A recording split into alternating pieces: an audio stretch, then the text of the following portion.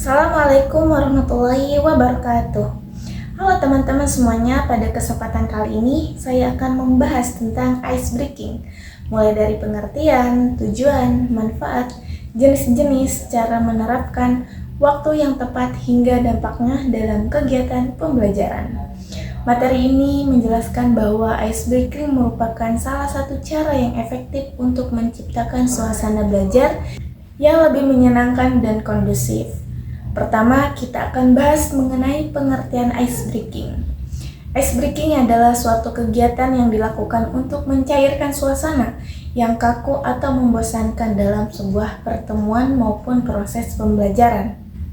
Melalui aktivitas yang sederhana, ringan, dan singkat, ice breaking dapat membantu peserta menjadi lebih fokus, nyaman, dan siap mengikuti kegiatan yang sedang berlangsung. Istilah ice breaking sendiri secara harfiah berarti memecahkan es atau mencairkan suasana yang awalnya terasa kaku menjadi lebih hangat dan lebih akrab. Selanjutnya, kita masuk pada tujuan dan manfaat ice breaking.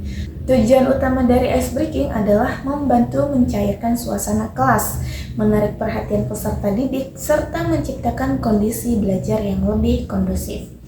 Dengan suasana yang lebih nyaman, peserta akan lebih mudah menerima materi yang disampaikan oleh guru atau pemateri. Selain itu, manfaat yang dapat diperoleh antara lain membuat siswa lebih fokus, lebih siap menerima pembelajaran, dan lebih aktif berinteraksi selama kegiatan berlangsung.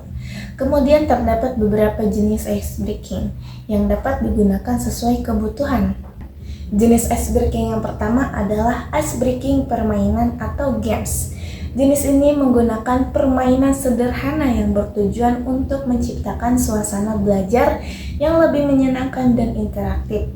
Misalnya permainan tebak kata, sambung cerita, atau tepuk semangat. Jenis yang kedua adalah ice breaking konsentrasi. Kegiatan ini dirancang untuk melatih fokus, perhatian, dan kecepatan berpikir peserta. Biasanya peserta diminta mengikuti instruksi tertentu secara cepat dan tepat, sehingga mereka dituntut untuk tetap waspada dan berkonsentrasi. Jenis ice breaking berikutnya adalah ice breaking perkenalan. Kegiatan ini bertujuan membantu peserta saling mengenali dan membangun keakraban, terutama ketika baru pertama kali bertemu. Dengan adanya kegiatan perkenalan ini, peserta menjadi lebih nyaman dan berkomunikasi dan bekerja sama dengan orang lain. Selain itu, ada juga ice breaking refleksi, yaitu kegiatan yang mengajak peserta untuk merenungkan pengalaman, perasaan, atau pembelajaran yang telah mereka peroleh selama kegiatan berlangsung. Refleksi dapat membantu meningkatkan kesadaran diri dan memperkuat pemahaman terhadap materi yang telah dipelajari. Agar ice breaking berjalan dengan baik, ada beberapa hal yang perlu diperhatikan dalam pelaksanaannya. Pertama, kegiatan yang tidak boleh berlangsung terlalu lama agar tidak mengurangi waktu pembelajaran utama.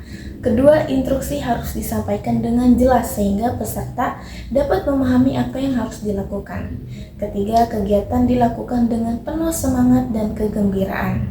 Selain itu, pemimpin kegiatan juga perlu berlatih terlebih dahulu untuk menyesuaikan jenis ice breaking dengan karakteristik peserta, serta memilih waktu yang tepat untuk melaksanakannya. Dengan demikian, tujuan ice breaking dapat tercapai secara maksimal.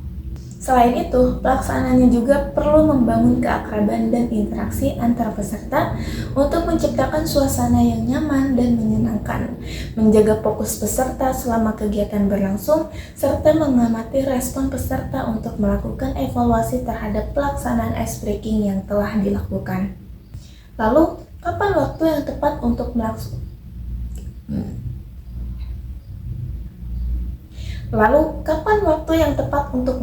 ice breaking? Berdasarkan materi ice breaking dapat dilakukan ketika konsentrasi peserta menurun atau memasuki waktu krisis.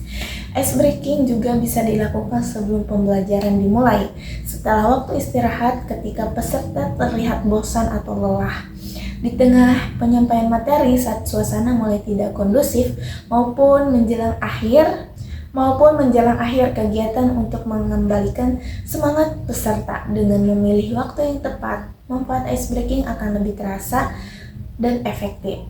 Selanjutnya, kita bahas mengenai dampak ice breaking. Dari sisi keaktifan peserta, ice breaking dapat meningkatkan partisipasi dalam diskusi dan tanya jawab, membantu peserta lebih berani menyampaikan pendapat, meningkatkan fokus dan konsentrasi setelah mengalami kelelahan, serta menciptakan interaksi yang lebih baik antara peserta dan guru atau fasilitator. Sementara itu, dari sisi semangat peserta, ice breaking mampu membangkitkan energi dan antusiasme belajar, mengurangi rasa tegang atau canggung, menciptakan suasana yang menyenangkan, serta menumbuhkan motivasi untuk mengikuti kegiatan hingga selesai. Oleh karena itu, ice breaking bukan sekedar permainan biasa, tetapi juga menjadi strategi yang efektif untuk mendukung keberhasilan proses pembelajaran. Sebagai contoh, ketika guru melihat siswa mulai mengantuk saat pembelajaran berlangsung, guru dapat mengajak siswa melakukan permainan singkat selama 1 atau 2 detik. Setelah itu, suasana kelas biasanya menjadi lebih hidup dan siswa kembali fokus mengikuti pembelajaran. Hal sederhana seperti itu menunjukkan bahwa ice breaking memiliki peran yang cukup penting dalam meningkatkan kualitas proses belajar. Sebagai penutup, dapat disimpulkan bahwa ice breaking merupakan kegiatan sederhana yang bertujuan mencairkan suasana, menghilangkan rasa bosan, juga mengurangi kekakuan dan meningkatkan fokus peserta dalam suatu kegiatan. Dengan penerapan yang tepat, ice breaking dapat menciptakan suasana yang nyaman, menyenangkan, dan kondusif, sehingga proses pembelajaran maupun kegiatan lainnya dapat berjalan lebih efektif.